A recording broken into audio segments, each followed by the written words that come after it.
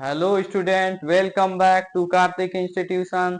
आज हम पढ़ने वाले हैं class 12 physics chapter number 1 electrostatics स्थिर वैद्युतिकी। तो आइए स्टार्ट करते हैं स्थिर वैद्युतिकी को। स्थिर वैद्युतिकी में स्थिर आवेश का अध्ययन किया जाता है। हमारा जो भी आवेश रहेगा वो स्थिर रहेगा, गति नहीं करेगा, वो रेस्ट के पोजीशन पे रहेगा। इसको एनसीईआरटी ने दो पार्ट में डिवाइड किया है। फर्स्ट है वैद्युत आवेश एवं वैद्युत क्षेत्र और सेकेंड है वैद्युत विभव एवं वैद्युत धारिता। पहले हम वैद्युत आवेश एवं वैद्युत क्षेत्र को पढ़ेंगे, उसके बाद हम वैद्युत विभव एवं वैद्युत धारिता को स्टार्ट करेंगे। तो आइए स्टार्ट करते हैं वैद्युत आवेश एवं वैद्युत क्षेत्र को। सबसे पहले हम समझते हैं आवेश को। चार्ज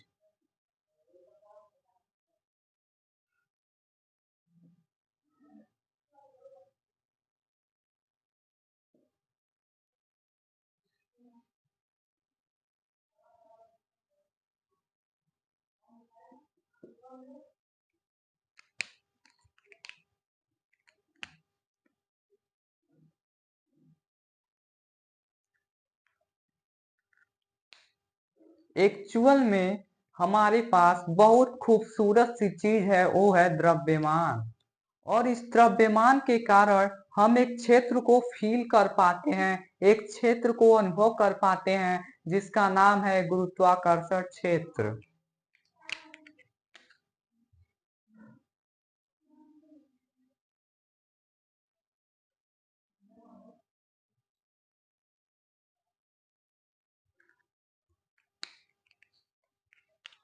इस द्रव्यमान के कारण हमारे ऊपर एक गुरुत्वाकर्षण बल लग रहा होता है। कौन सा बल? गुरुत्वाकर्षण बल, ग्रेविटेशनल फोर्स।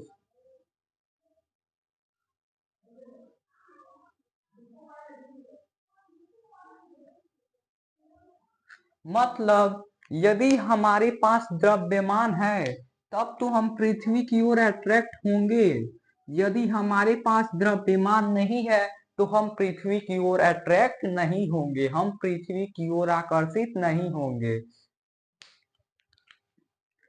मतलब पृथ्वी के पास इतना द्रव्यमान है कि वो गुरुत्वाकर्षण बल को उत्पन्न कर पा रही है, और हमारे पास इतना द्रव्यमान है कि हम गुरुत्वाकर्षण बल को फील कर पा रहे हैं। और ये गुरुत्वाकर्षण बल आ कहाँ से रहा है? तो ये गुरुत्वाकर्षण बल आ रहा है पृथ्वी से, अर्थ से।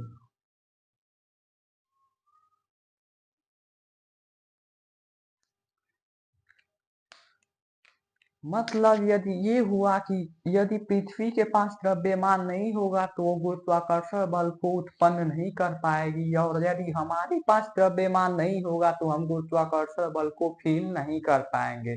वैसे ही आवेश के होने से हम दो क्षेत्रों को उत्पन्न कर सकते हैं और दो क्षेत्रों को फील कर सकते हैं। वो दो क्षेत्र कौन कौन से हैं? विद्युत एवं चुंबकीय क्षेत्र। तो हम इस बात को लिख सकते हैं कि आवेश वह मूलभूत गुणधर्म है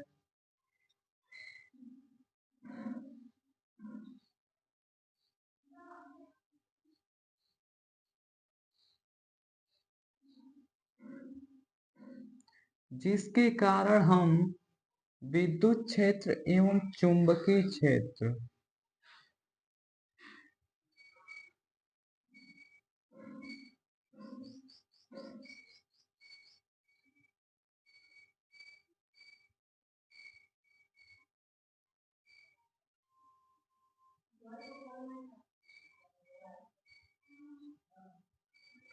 विद्युत एवं चुंबकीय क्षेत्र को उत्पन्न भी कर सकते हैं और उसका अनुभव भी कर सकते हैं। उत्पन्न या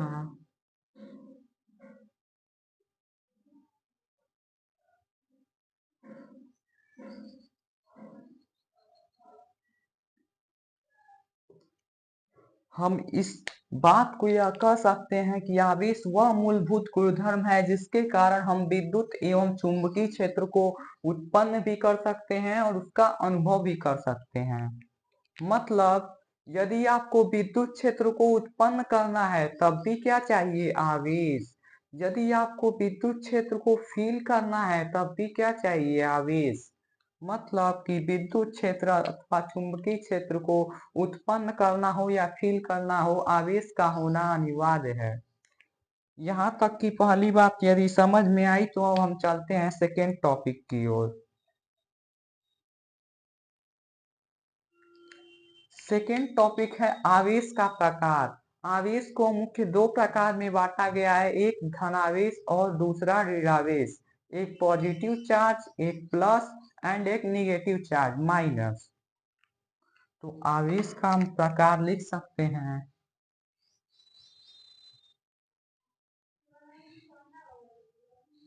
एक धनावेश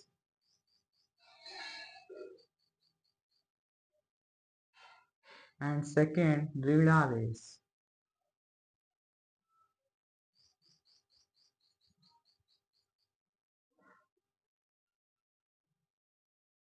एक पॉजिटिव चार्ज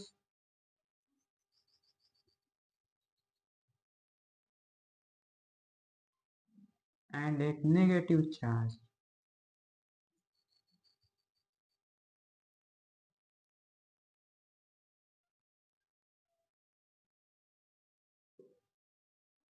एक प्लस एंड एक माइनस। आवेश का जो प्रकार होता है, एक पॉजिटिव चार्ज है और एक निगेटिव चार्ज है, एक प्लस है एक माइनस है। अब ये समझते हैं कि आखिर ये बनते कैसे हैं। उससे पहले ये समझते हैं कि इनका कॉन्सेप्ट क्या है, कॉन्सेप्ट ऑफ चार्ज।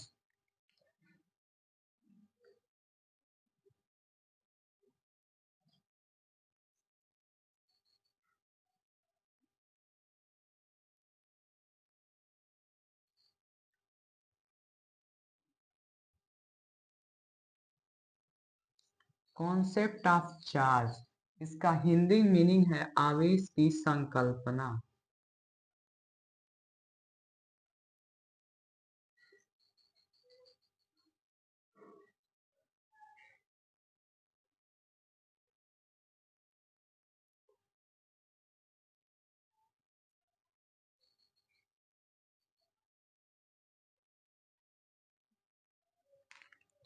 आवेश की जो संकल्पना है सदैव इलेक्ट्रॉन के आधार पे दी जाती है, प्रोटॉन के आधार पे क्यों नहीं?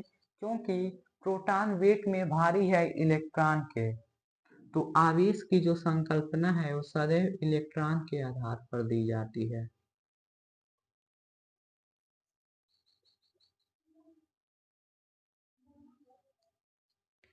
प्रोटॉन के आधार पे क्यों नहीं? क्योंकि प्रोटॉन भारी है इलेक्ट्रॉन की अपेक्षा में। तो हम लिख सकते हैं कि प्रोटॉन का द्रव्यमान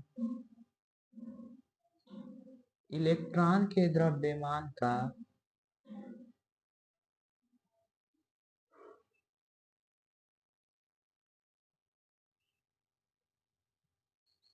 1837 गुना है।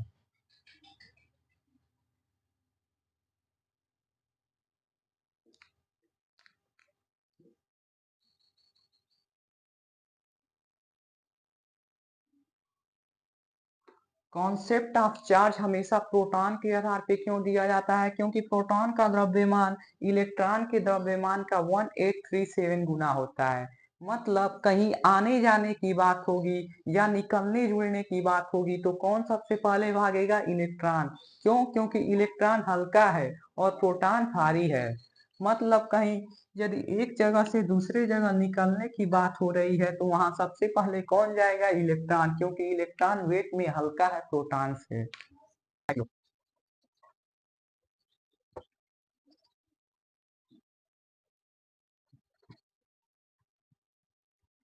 हमने कॉन्सेप्ट ऑफ चार्ज भी देख लिया था और ये भी देख लिया था कि आवेश का जो प्रकार होता है वो मेनली दो प्रकार का होता है, एक positive charge and negative charge. अब देखते हैं आखिर ये बनते कैसे हैं, आखिर धनावेश और ऋणावेश आते कैसे हैं। तो चलिए स्टार्ट करते हैं। जैसे यदि हम एग्जाम्पल के तौर पे ले लेते हैं सोडियम को।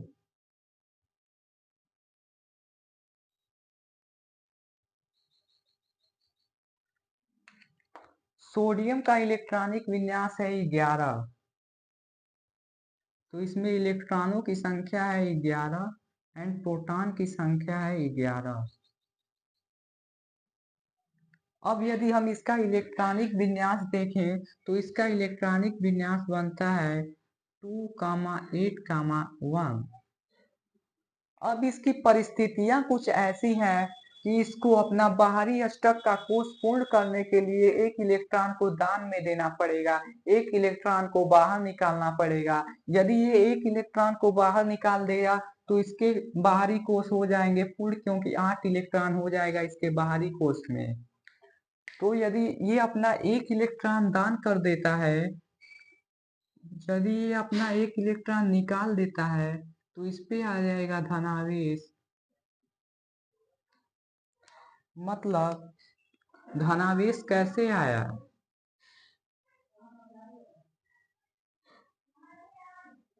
धनावेश इलेक्ट्रॉन की कमी से आया। अब देखें तो जब इसने अपना एक इलेक्ट्रॉन दान में दे दिया तो इसके पास टोटल इलेक्ट्रॉन जो हो जाएंगे, नंबर ऑफ इलेक्ट्रॉन हो जाएंगे 10 और प्रोटॉन हो जाएंगे 11। तो कितने की कमी हुई? एक की कमी हुई, इसलिए इस पे आया धनावेश। मतलब धनावेश कब आएगा? धनावेश तब आएगा जब इलेक्ट्रॉन की कमी होगी। अब चलते हैं ऋणावेश की ओर। इसका एग्जाम्पल हम ले लेते हैं क्लोरीन का। क्लोरीन का इलेक्ट्रॉनिक विन्यास है, परमाणु क्रमांक है 17। तो इस पे इलेक्ट्रॉन होंगे 17 एंड प्रोटॉन की जो संख्या है वो होगी 17। अब इसका इलेक्ट्रॉनिक विन्यास हम लोग देखते हैं। तो क्लोरीन का इलेक्ट्रॉनिक विन्यास होगा 2,8,7। अब इसकी कुछ परिस्थितियां ऐसी हैं कि इसको अपना बाहरी अष्टक का कोष पूर्ण करने के लिए एक इलेक्ट्रॉन को ग्रहण करना पड़ेगा, एक इलेक्ट्रॉन को लेना पड़ेगा। यदि एक इलेक्ट्रॉन को ये ले लेता है, ग्रहण कर लेता है, तो इसके पास हो जाएगा बाहरी कोष में 8 इलेक्ट्रॉन और इसका अष्टक पूर्ण हो जाएगा। इसका मतलब ये हुआ कि इसको एक इलेक्ट्रॉन को यदि ये ग्रहण कर ले तो इसका बाहरी अष्टक पूर्ण हो जाएगा। यदि ये एक इलेक्ट्रॉन को ग्रहण कर लेगा तो इस पे आ जाएगा ऋणावेश। मतलब ऋणावेश कैसे है?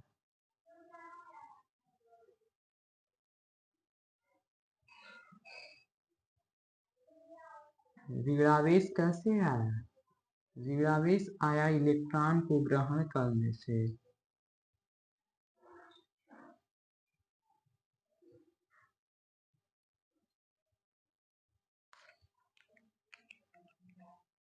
अब इसने यदि एक इलेक्ट्रॉन ग्रहण कर लिया तो इसके पास टोटल नंबर ऑफ इलेक्ट्रॉन जो होंगे वो होंगे 18 एंड प्रोटॉन जो होंगे वो होंगे 17। अब इस पे इलेक्ट्रॉनों की संख्या एक अधिक हो गई है, पहले थे 17 अब हो गई है 18। कितने की अधिकता हुई? 1 की अधिकता हुई। मतलब धनावेश जो आएगा वो धनावेश कैसे आएगा? जब इलेक्ट्रॉन की कमी होगी तब धनावेश आएगा और जब इलेक्ट्रॉन की अधिकता होगी तब ऋणावेश आएगा। मतलब धनावेश आए या ऋणावेश, उसका उत्तरदायी कौन, उसका कारण कौन? इलेक्ट्रॉन। क्योंकि धनावेश आए या ऋणावेश इलेक्ट्रॉन की कमी अथवा अधिकता से ही आ रहा है। अब चलते हैं थर्ड टॉपिक की ओर।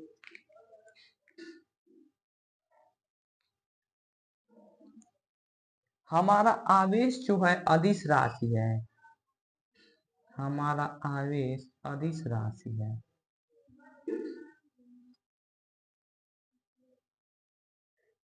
एंड फोर्थ पॉइंट है कि क्या आपने आवेश का कोई फार्मूला पढ़ा है? तो हाँ सर, हमने तो क्लास 10 में विद्युत धारा नामक चैप्टर में ये पढ़ा था कि आवेश इक्वल टू होता है विद्युत धारा इंटू समय।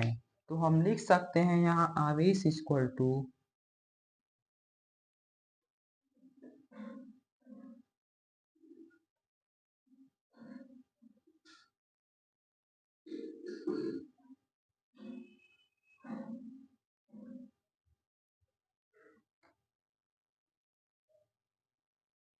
विद्युत धारा इंटू समय, Q equal to I into T. इसी फार्मूले को हम लोगों ने क्लास 10th में पढ़ा था। अब बात कर लेते हैं इसके मात्रक की। वैसे तो इसके मात्रक बहुत से हैं, लेकिन हम यहाँ बात करेंगे एसआई मात्रक की। जब एसआई मात्रक की बात करते हैं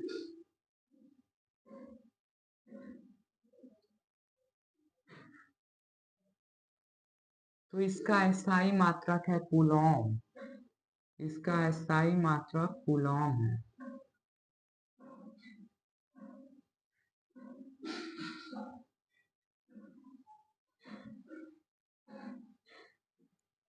अब यदि इसके सीजीएस मात्रक की बात करें, सीजीएस पद्धति में तो इसका मात्रक होता है, वो होता है स्टैट कूलाम। क्या होता है? Stat coulomb.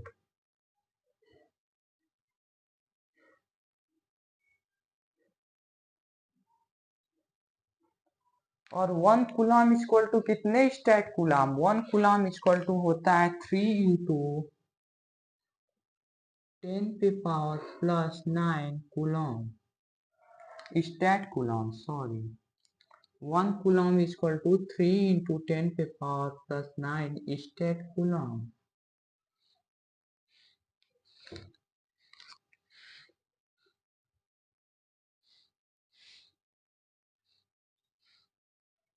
इसका एक अन्य बहुत फेमस सा मात्रक है, वो है farad. 1 farad equal to 96,500 Coulomb.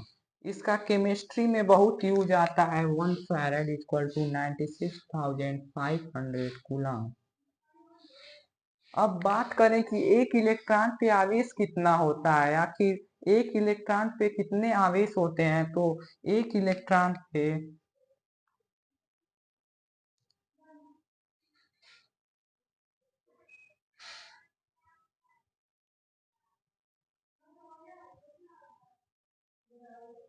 एक इलेक्ट्रॉन का जो आवेश होता है वो होता है माइनस का 1.6 इंटू 10 पे पावर माइनस 90 कूलॉम। जो हमारा एक इलेक्ट्रॉन होगा उस पे आवेश कितना होगा? एक इलेक्ट्रॉन पे आवेश होगा माइनस का 1.6 इंटू 10 पे पावर माइनस 90 कूलॉम।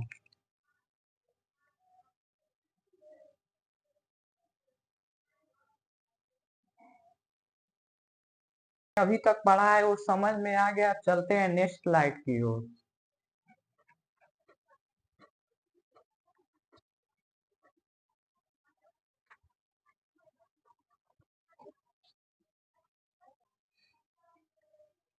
आवेश की प्रकृति के आधार पे इसको कई भागों में आवेश को बांटा गया है। तो फर्स्ट है सजातीय आवेश। अब देखते हैं हम लोग सजातीय आवेश को।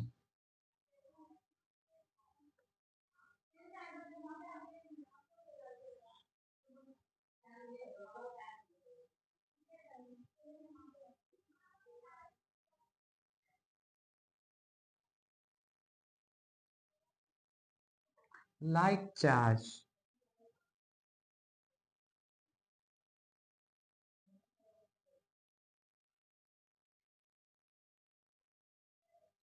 सजातीय आवेश, नाम से ही स्पष्ट है कि सजातीय आवेश मीन्स समान प्रकार के आवेश। और हमने अभी पढ़ा है कि आवेश दो प्रकार के होते हैं, एक धनावेश और दूसरा ऋणावेश, एक प्लस एक माइनस। मतलब समान प्रकार के आवेश की बात हो रही है यहाँ, तो या तो प्लस प्लस आएगा या तो माइनस माइनस आएगा। सजातीय आवेश से हमें पता चलता है या तो आप प्लस प्लस ले लीजिए या तो आप माइनस माइनस ले लीजिए।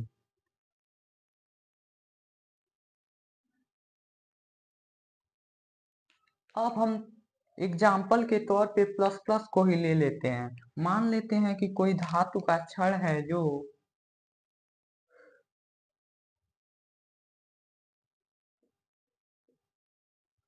पृथ्वी से लटका है,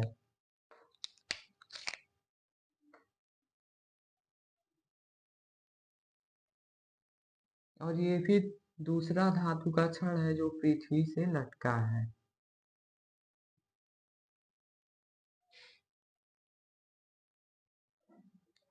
एक पे मान लेते हैं आवेश है हमारा प्लस, इस पे प्लस चार्ज,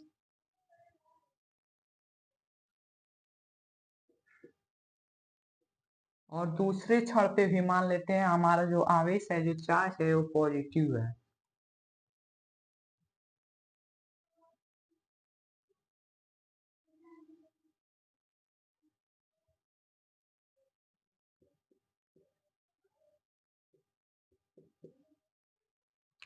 अब हम जब दोनों धातु के छड़ को पास पास लाएंगे तो ये एक दूसरे से दूर भागेंगे, एक दूसरे पर बल लगाएंगे अपोजिट साइड।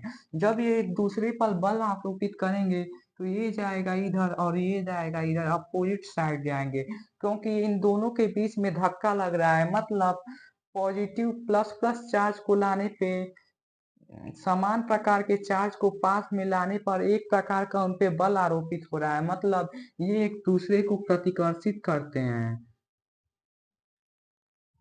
इन दोनों में प्रतिकर्षण हो रहा है, इन दोनों में रिपल्सन हो रहा है। यदि हम धातु के छड़ पे माइनस माइनस चार्ज को भी ला दें तब भी ये इन दोनों के बीच में क्या होगा, प्रतिकर्षण होगा, रिपल्सन होगा। एक दूसरे को जब पास पास लाएंगे तो एक दूसरे पर बल आरोपित करेंगे। अब देख लेते हैं, दूसरा है हमारा विजातीय आवेश।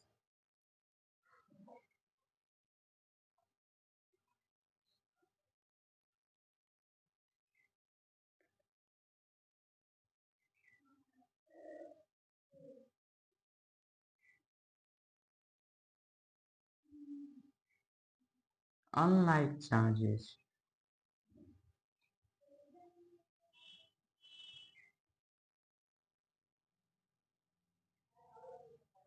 विजातीय आवेश का मतलब ये हुआ कि विपरीत प्रकार के आवेश। मतलब या तो आप प्लस ले लीजिए और उसके साथ माइनस ले लीजिए, प्लस प्लस नहीं ले सकते क्योंकि यहाँ विजातीय आवेश की बात हो रही है, विपरीत प्रकार के आवेश की बात हो रही है। और आवेश हमेशा दो प्रकार के होते हैं, या तो प्लस या तो माइनस। तो विपरीत प्रकार में या तो आप प्लस माइनस ले लीजिए, या तो आप माइनस और प्लस ले लीजिए।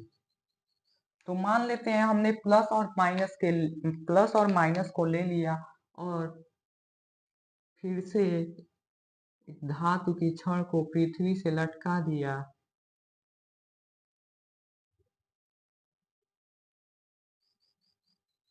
और एक पे चार्ज हमने ले लिया पॉजिटिव,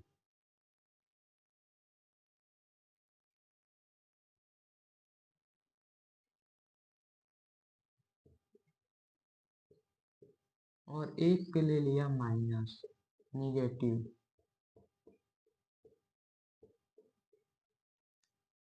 अब यदि हम दोनों छड़ों को पास पास लाएंगे तो ये एक दूसरे के पास आएंगे, एक दूसरे को आपस में खींचेंगे।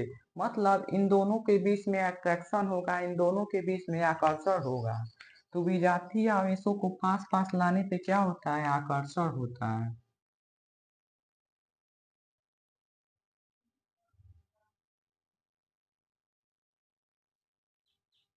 अट्रैक्शन होता है।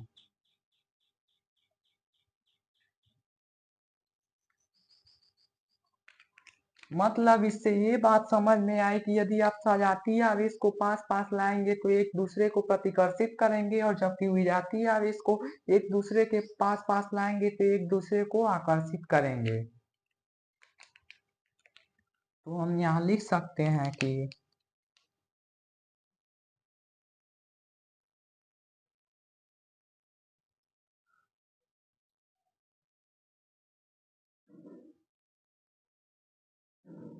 होगा रिपल्सन, और जब विजातीय आवेश को पास पास लाओगे तो अट्रैक्शन होगा।